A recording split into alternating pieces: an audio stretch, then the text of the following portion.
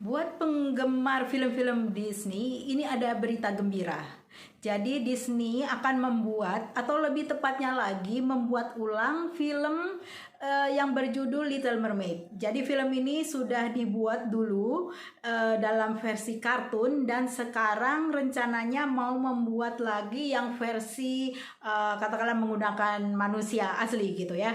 Nah, belum aja film ini dibuat, orang-orang udah pada mulai protes. Protes mereka itu disebabkan karena tokoh utamanya, yaitu si Little Mermaid yang bernama Ariel ini, diperankan oleh seorang kulit hitam. Dan mereka menolak bahwa protes ini adalah soal rasisme. Mereka bilang ini nggak ada hubungannya sama rasisme. Yang membuat mereka keberatan adalah karena Ariel ini kan sudah ada di dalam hati mereka. Mereka sudah mengenal tokoh Ariel ini udah sejak lama.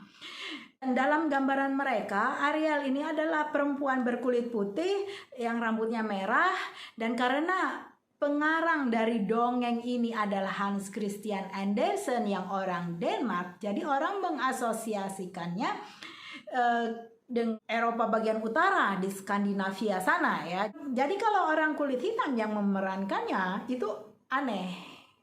Nah, saya bisa memaklumi. Sama aja sih kalau misalnya dibuat film tentang Sangkuriang ya. Kemudian yang memerankan Dayang Sumbinya rambutnya pirang, matanya biru, kan juga aneh kan ya. Jadi saya memahami kenapa mereka protes, dan mudah-mudahan sih protesnya memang didengar oleh Disney ya. Jadi sebelum filmnya dibuat ya dipertimbangkan lagi lah. Nah, tapi sekarang saya bukan mau membicarakan tentang protesnya mereka ini. Saya justru ingin membicarakan film Little Mermaid yang dulu ya, yang sudah dibuat, yang versi kartunnya. Film Disney yang versi kartun ini sama sekali sudah melenceng jauh dari dongeng Hans Christian Andersen yang sebenarnya. Nah, jadi dan malah orang-orang itu lebih taunya yang versi Disney ya, yang sebenarnya katakanlah itu salah ceritanya. Nah, sekarang saya mau cerita gimana sih cerita Little Mermaid yang sebenarnya, seperti yang ditulis oleh Hans Christian Andersen.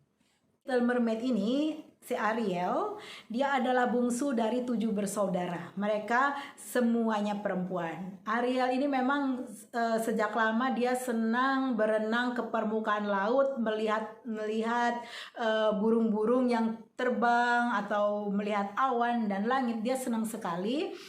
Dan dia ingin menjadi manusia itu karena manusia itu memiliki jiwa yang abadi. Di cerita itu dikatakan bahwa duyung memang hidupnya lama, bisa sampai 200 tahun. Tapi kalau mereka sudah mati, ya mereka mati saja. Beda dengan manusia. Kalau manusia mati, yang mati itu adalah badannya, tapi jiwanya masih tetap ada. Jadi Ariel ingin menjadi manusia karena dia juga ingin punya jiwa yang abadi. Ditambah juga memang dia jatuh cinta pada seorang pangeran. Nah, untuk menjadi manusia ini, Ariel pergi ke tukang sihir. Dia ingin punya kaki. Jadi ekornya itu dia ingin dihilangkan dan diganti dengan kaki saja. Nah, si tukang sihir ini memang jahat orangnya ya. Jadi dia bilang begini, Ariel, kamu itu punya segalanya. Kamu punya wajah yang cantik, kamu punya badan yang bagus, kamu punya langkah yang gemulai, suara kamu juga merdu, rambut kamu juga indah. Saya mau memberikan kamu kaki dengan syarat kamu memberikan suara kamu kepada saya, kata penyihirnya. Ariel bersedia, dia kemudian mendapatkan kaki. Dan dia berhasil bertemu dengan pangeran. Sayangnya pangeran ini malah jatuh cinta pada perempuan lain. Dan Ariel nggak bisa mengatakan kepada pangeran ini bahwa sebenarnya dialah yang menyelamatkan hidup pangeran. Karena kan suaranya udah nggak ada ya, jadi dia bisu. Kakak-kakaknya Ariel, waktu mereka tahu bahwa pangeran ini tidak mencintai Ariel, mereka ingin Ariel kembali lagi pada mereka, hidup bersama mereka. Mereka minta tolong lagi. Ke siapa ya? Ke siapa lagi kalau bukan ke tukang sihir. Nah, tukang sihir ini mau membantu dengan syarat yang berat. Jadi dia minta bayaran yang tinggi. Dia minta dibayar dengan rambut kakak-kakaknya Ariel ini. Kakak Ariel bersedia, dan pada suatu malam mereka semua naik ke permukaan laut. Waktu itu Ariel sedang berlayar di sebuah kapal bersama pangeran dan istri baru si pangeran ini. Kakak Ariel kemudian bicara kepada Ariel dengan kepala yang gundul ya, karena rambut mereka kan sudah hilang. Mereka bilang, Ariel, kembalilah kepada kami ingin kamu hidup bahagia bersama kami. Toh pangeran juga tidak mencintai kamu, kata mereka seperti itu. Kemudian mereka juga memberikan pisau kepada Ariel. Pisau ini adalah pemberian tukang sihir. Nah, Ariel menerima pisau ini, kemudian dia pergi ke kamar tidur pangeran. Pangeran sedang tidur bersama istrinya di sampingnya. Ariel sudah mengangkat pisau. Dia sudah siap untuk menusuk jantung pangeran. Tangannya sudah terangkat, tapi waktu dia memandang muka pangeran ini, dia tidak bisa melakukan itu. Dia tidak bisa menikam pangeran, karena memang syaratnya gitu ya. Jadi dia harus menusuk jantung pangeran, kemudian darahnya diusapkan ke kakinya. Dengan begitu dia bisa mendapatkan ekornya kembali. Jadi dia lari ke geladak, pisau dilemparkannya ke laut, dan dia juga terjun ke laut. Dan begitu tubuhnya menyentuh air laut, tubuhnya tuh terurai menjadi udara.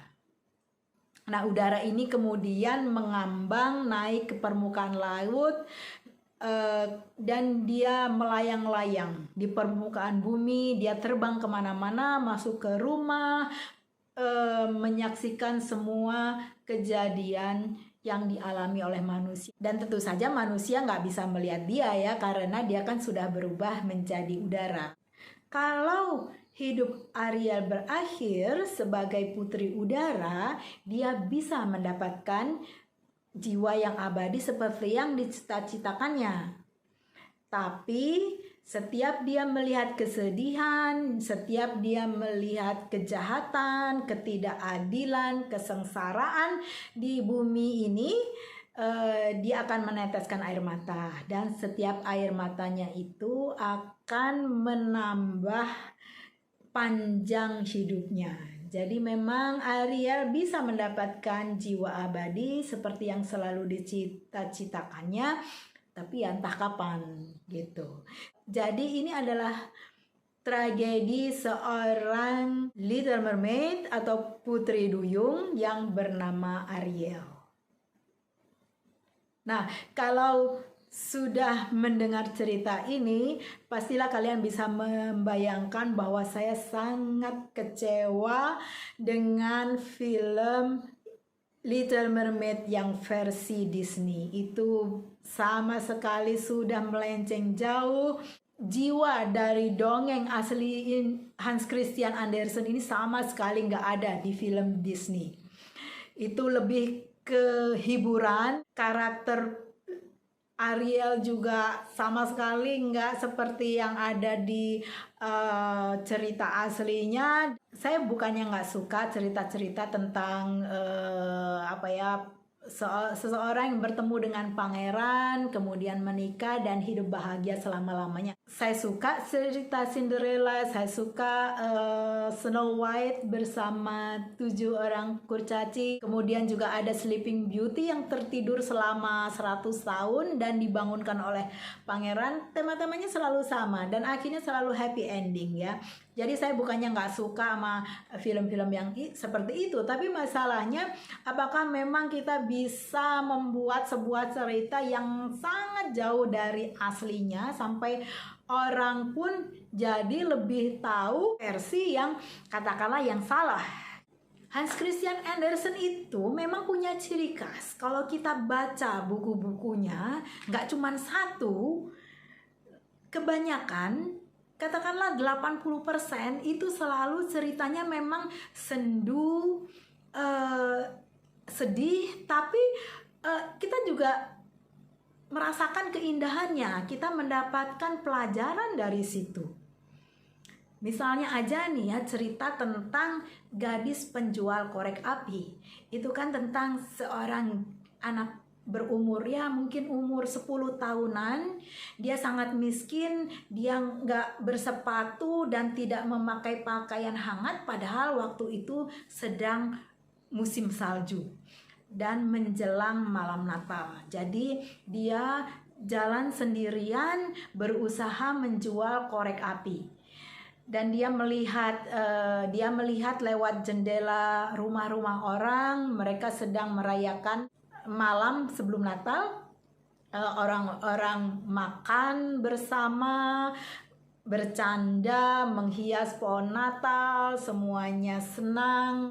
Mereka ngobrol di ruangan yang hangat. Sedangkan dia di luar kedinginan, kelaparan, dan tidak ada seorang pun yang membeli korek apinya. Akhirnya dia meringkuk di sudut karena dia kedinginan, dia nyalakan korek api.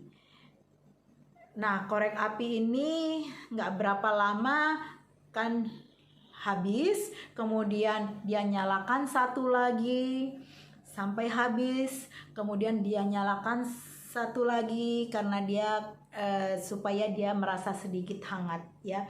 Dan dinyala korek api itu dia melihat neneknya. Jadi neneknya datang, neneknya ini sudah meninggal, neneknya datang ke dia sambil tersenyum. Ketika korek apinya hampir habis, gambaran neneknya juga semakin lama semakin redup. Karena itu dia menyalakan lagi korek apinya dan dia bilang, "Nenek, jangan tinggalkan saya ingin ikut bersamamu." Dan apa yang terjadi kemudian? Keesokan harinya, waktu orang-orang keluar untuk melakukan kegiatan sehari-hari, mereka melihat gadis kecil ini sudah mati karena kedinginan. Akan tetapi dia tersenyum dan wajahnya terlihat bahagia karena dia sudah bersama dengan neneknya. Jadi itu cerita Christian Andersen, dan banyak cerita Christian Andersen yang lain yang suasananya itu sama. Kita bisa merasakan kesenduannya tapi juga keindahannya. Ya, saya cuman berharap aja sih kalau memang film Little Mermaid ini dibuat lagi dengan versi baru, saya harapkan nggak akan melenceng jauh lah dengan ceritanya, karena saya sangat kecewa sih dengan versi kartunnya. Sekian cerita dari saya, sampai ketemu di video selanjutnya.